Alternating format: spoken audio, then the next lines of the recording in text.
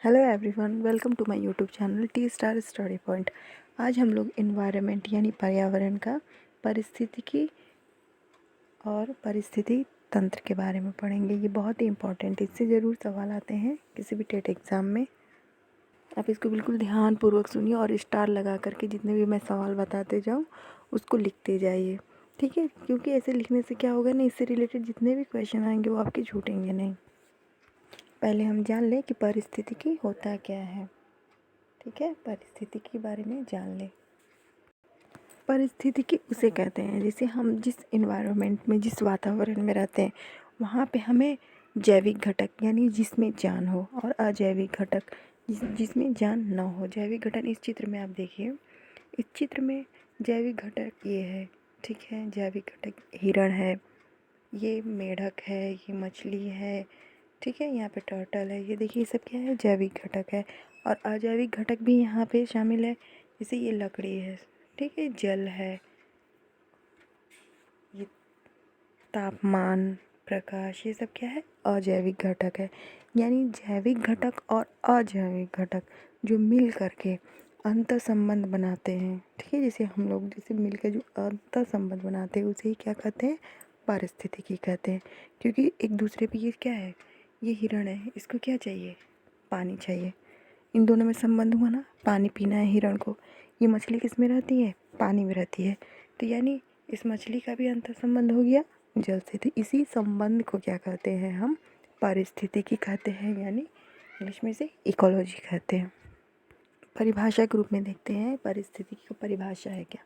परिस्थितिकी, ठीक है, वह परिस्थितिकी वह विज्ञान है, ठीक है, जिसके अंतर्गत समस्त यानी पूरे जीव तथा भौतिक पर्यावरण के मध्य उनके अंतर संबंध, ठीक है, उनके अंतर संबंधों को क्या कहते हैं? जिसमें अध्ययन किया जाता है कि उसकी जो अंतर संबंध है, जैविक और अजैविक जो घटक होते हैं उसके जो अंतर संबंध होते हैं उसके अध्ययन को ही क्या कहते हैं? इकोलॉजी कहते हैं। इकोलॉजी यानी पारिस्थितिकी, ठीक है। अब देखिए इकोलॉजी से सवाल कैसे आते हैं, एकदम स्टार बना के लिखिएगा। सवाल आते हैं कि जो इकोलॉजी शब्द है इसका सर्वप्रथम किसने प्रयोग किया था? किसने किया था ये ज़रूर आता है। किसने किया था? अर्नस्ट हैकल ने किया था। और कब किया था? तो 1869, ठीक है। कब किया था? 1869। और किसने किया था? अर्नस्ट हैकल ने। एकदम इसको स्टार बना के लिख लीजिए, ये एकदम एग्जाम में पूछता है। हैकल द्वारा निर्मित ओ इकोलॉजी, हैकल ने जो दिया था ये इकोलॉजी पारिस्थितिकी तंत्र जो उन्होंने दिया था, तो उसका नाम क्या था? ओ इकोलॉजी। याद रखिएगा, ओ इकोलॉजी, ठीक है। और हाँ, इकोलॉजी जो ओ इकोलॉजी है वो किस भाषा से निकला है ये भी पूछता है। तो किस भाषा से निकला है? ग्रीक भाषा से निकला है। और ये दो शब्दों से मिलकर बना है। और किससे किससे मिलकर बना है? ओइकोस, यानी ओइकोस मतलब होता है रहने का स्थान, और लोगोस का मतलब होता है स्टडी यानी अध्ययन, ठीक है। और आगे चलकर ये जो ओ इकोलॉजी है ये आगे चल कर के क्या बन गया? इकोलॉजी कहा जाने लगा, ठीक ना। इकोलॉजी में हमने क्या पढ़ा? जो हमारे जैविक घटक और अजैविक घटक के बीच में जो अंतर संबंध होते हैं उसे इकोलॉजी कहते हैं। और इकोलॉजी शब्द का सर्वप्रथम प्रयोग किसने किया था? अर्नेस्ट हैकल ने। और कब किया था? 1869 में। और ये इन्होंने सर्वप्रथम क्या, कौन सा शब्द आया था इकोलॉजी के लिए? ओ इकोलॉजी, उसमें ओ लग गया था, ठीक है। ये पूछता है कि सर्वप्रथम इकोलॉजी शब्द का क्या कहा जाता था? इकोलॉजी, ओ इकोलॉजी कहा जाता था, ठीक है। और उसके बाद से इकोलॉजी किस भाषा का शब्द है? तो ग्रीक भाषा का शब्द है। और यह कितने शब्दों से मिल करके बना है? दो शब्दों से मिल करके बना है। कौन कौन से? ओकस और लोगोस, ठीक है। और यही ओ इकोलॉजी आगे चलकर इकोलॉजी के नाम से फेमस हुआ, प्रचलित हुआ, ठीक है। अब आगे चलते हैं, देखते हैं पारिस्थितिकी तंत्र पढ़ते हैं। पारिस्थितिकी समझ में आ गया? पारिस्थितिकी आपने पढ़ लिया और अब पढ़ेंगे पारिस्थितिकी तंत्र यानी इकोसिस्टम। पारिस्थितिकी और पारिस्थितिकी तंत्र में ज़मीन आसमान का फ़र्क है। वो कैसे है? क्योंकि परिस्थिति में क्या था, जैविक और अजैविक घटकों के बीच में अंतर संबंध था, लेकिन ये पारिस्थितिकी तंत्र में क्या है, इसमें क्या होता है कि जितने भी जीवमंडल में जितने भी संगठक के जो हैं जैविक अजैविक ये समूह में मिल करके पारस्परिक क्रिया में सम्मिलित होते हैं, इसे पारिस्थितिकी तंत्र कहते हैं। ठीक ना। और हाँ, इससे पारिस्थितिकी तंत्र में सवाल सिर्फ इतना आता है कि इस शब्द का प्रयोग सर्वप्रथम किसने किया था। इस शब्द का प्रयोग जो है सर्वप्रथम एजी टांसले ने किया था। और कब किया था? 1935 में। पारिस्थितिकी तंत्र से सवाल आता है कि इसका प्रयोग किसने सर्वप्रथम किया था, तो एजी टांसले। और कब? 1935। एकदम स्टार बना करके इसको लिख लीजिए। यही आता है पारिस्थितिकी तंत्र से रिलेटेड क्वेश्चंस। जैसा कि मैंने पारिस्थितिकी तंत्र में बताया था कि इसमें क्या होता है कि जितनी भी सामान्य रूप से क्या जीवमंडल के सभी संगठकों एवं समूह में जो पारस्परिक क्रिया में सम्मिलित होते हैं उन्हीं को तंत्र क्या कहते हैं? पारिस्थितिकी तंत्र कहा जाता है। ठीक ना। यह परितंत्र प्रकृति की क्रियात्मक इकाई है जिसमें इसके जैविक तथा अजैविक घटकों के बीच में होने वाली जटिल क्रियाएं सम्मिलित होती हैं। यानी वो क्रियाएं जो इसके जैविक और अजैविक घटकों के बीच में जो क्रियाएं होती है उसे पारिस्थितिकी तंत्र कहते हैं। यानी वो एक दूसरे के पे डिपेंड है, जैविक और अजैविक। अब आगे बढ़ते हैं इसके बारे में। पारिस्थितिकी तंत्र में बस आपको इतना याद रखना है कि किसने दिया था, तो एजी टांसले ने दिया था। और कब दिया था? 1935 में। एकदम इसको स्टार बना के राइट डाउन करिए, एकदम लिख लीजिए। पारिस्थितिकी तंत्र आपने पढ़ लिया। पारिस्थितिकी तंत्र के घटक के बारे में पढ़ते हैं। Components of ecosystem. इसके क्या होते हैं? जैविक घटक, जैविक और अजैविक घटक। जैविक घटक और अजैविक घटक के बारे में मैंने आपको बताया है कि जैविक वो होते हैं जिसमें जान होते हैं, जिसे जीव जंतु पेड़ पौधे इंसान। अजैविक घटक वो होते हैं जिसमें जान नहीं होता है, जैसे मृदा जल और तापमान वायु, ये सब क्या है? अजैविक घटक है। तो अब अजैविक जो घटक होते हैं, पारिस्थितिकी तंत्र के जो घटक होते हैं उसमें पहला है क्या? अजैविक घटक। अजैविक घटक काफ़ी महत्वपूर्ण होते हैं। ठीक है। अजैविक घटक में जैसे मैंने आपको बताया मृदा है, जल है, वायु है, प्रकाश ऊर्जा, ये सब क्या है? अजैविक घटक में आते हैं। इसमें बहुसंख्यक अकार्बनिक पदार्थ जैसे ऑक्सीजन मतलब जितनी गैसें हैं वो भी क्या है? अजैविक घटक है। नाइट्रोजन आदि रासायनिक एवं भौतिकी प्रक्रिया जैसे ज्वालामुखी भूकंप, इन सब में क्या है? जान नहीं है ना, इसलिए ये अजैविक घटकों की श्रेणी में आते हैं। ठीक है। हवानल जलवायु मौसम दशा ये भी क्या है? शामिल है। मतलब आप मोटे तौर पे जान जाइए कि जो अजैविक घटक होते हैं उसमें जान नहीं होते हैं। निर्जीव चीज़ें जो है वो सब अजैविक घटक में आती हैं। अजैविक घटक आपने पढ़ा। अब देखिए जैविक घटक। जैविक घटक मीन्स वो घटक जिसमें जान हो। कौन कौन है? जैविक घटक के अंतर्गत उत्पादक उपभोक्ता तथा अपघटक आते हैं। इन एग्जाम में पूछता है कि जैविक घटक के अंदर कौन कौन आते हैं, तो कौन कौन आता है ऐसे भी सवाल आता है। तो उत्पादक उपभोक्ता तथा अपघटक, मैं अभी आगे इसको डिटेल से पढ़ाऊँगी। ठीक है। जो बायोटिक कंपोनेंट्स होते हैं उसमें जानवर होते हैं, जैसे क्या ये चींटी है बायोटिक कंपोनेंट है, चूहा है बायोटिक कंपोनेंट है, पेड़ पौधे ये सब क्या है? बायोटिक कंपोनेंट है, चिड़िया बायोटिक कंपोनेंट है। यानी जिसमें जान हो वह सब क्या है? जैविक घटक है। जैविक घटकों को ठीक है मुख्यतः 3 प्रकार में विभाजित किया जा सकता है। पहला कौन है? उत्पादक। दूसरा कौन है? उपभोक्ता। तीसरा कौन है? अपघटक। तो उत्पादक वो होते हैं, इतना बस जान जाइए कि उत्पादक का आता है तो उसमें केवल आपको इतना जानना है, उसमें उत्पादक में पेड़ पौधे। ठीक है। पेड़ पौधे ये क्या है? उत्पादक है। इसको एकदम आप जान जाइए कि उत्पादक में पेड़ पौधे आते हैं। और उपभोक्ता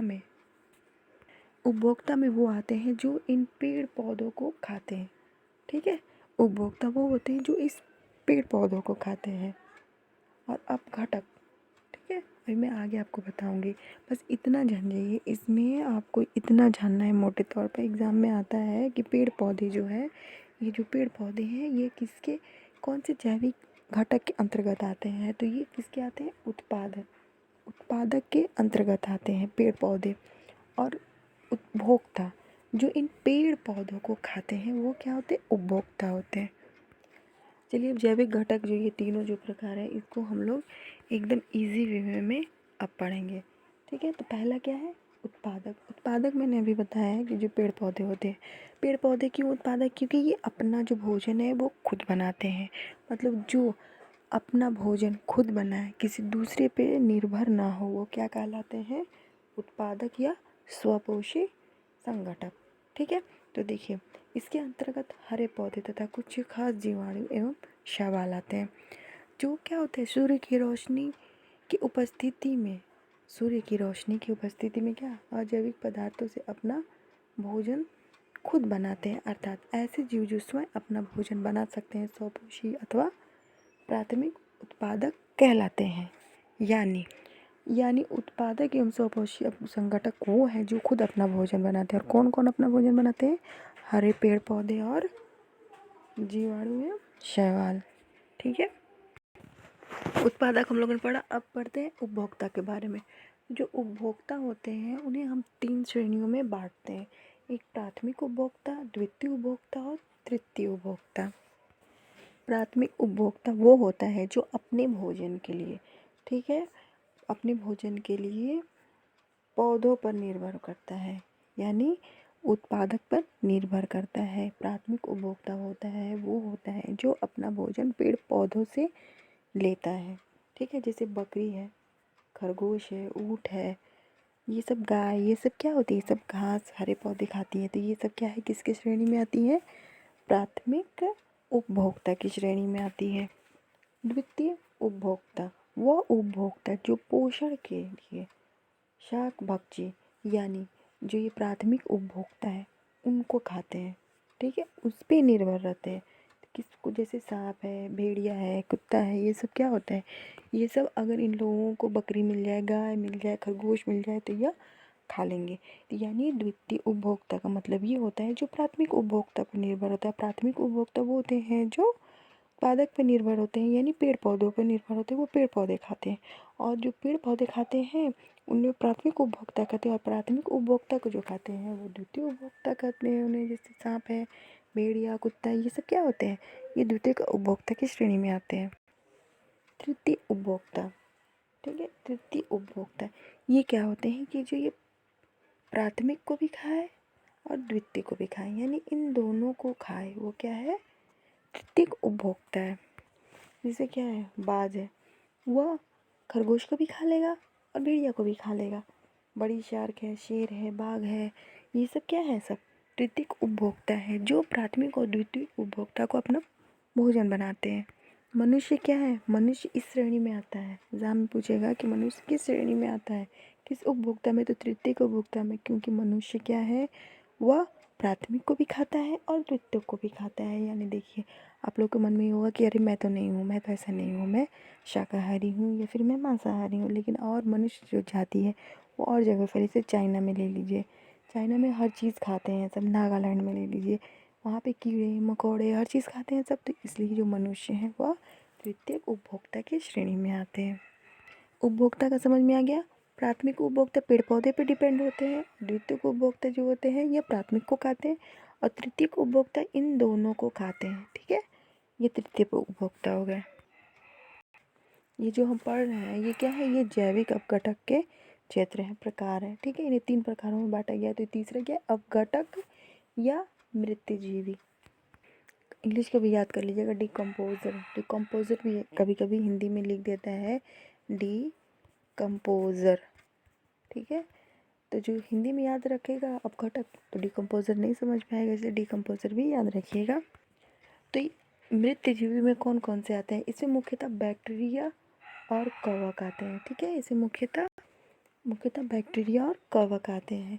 और ये जो है कि ये अपने पोषण के लिए मृत कार्बनिक पदार्थ पर निर्भर करते हैं। जैसे अगर कोई बकरी या भैंस या मतलब कोई भी जीवित चीज़ या पेड़ पौधे कुछ भी अगर वो मर जाता है तो ये क्या करते हैं, ये सब बैक्टीरिया और कवक उस पर अटैक कर देते हैं, यानी उसको धीरे धीरे खाने लगते हैं और उसको मिट्टी में मिला देते हैं। मतलब इतना जान जाइए कि वह चीज़ जो किसी भी जीव को, जंतु को खा करके उसको मिट्टी में मिला दे, वो क्या है? परजीवी या अपघटक है। और उसमें कौन आता है? बैक्टीरिया व कवक आते हैं। अपघटक या मृतजीवी समझ में आ गया। उसमें कौन कौन से आते हैं? एग्जाम में अगर पूछता है कि अपघटक कौन से हैं, तो कौन सा है? बैक्टीरिया और कवक। इतना समझ में आ गया? ठीक है। ये बहुत ही इन्वायरमेंट का बहुत ही इम्पॉर्टेंट चैप्टर था, पारिस्थितिकी और पारिस्थितिकी तंत्र। और मुझे उम्मीद है कि आपको बिल्कुल ध्यान से आपने पढ़ा होगा और समझा भी होगा, और इसका नोट्स भी आप लोग बना लीजिएगा।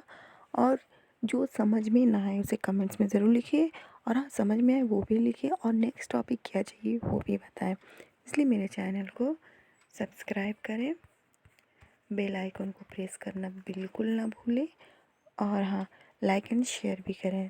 तब तक के लिए टेक केयर, जय हिंद। मिलते हैं नेक्स्ट वीडियो में।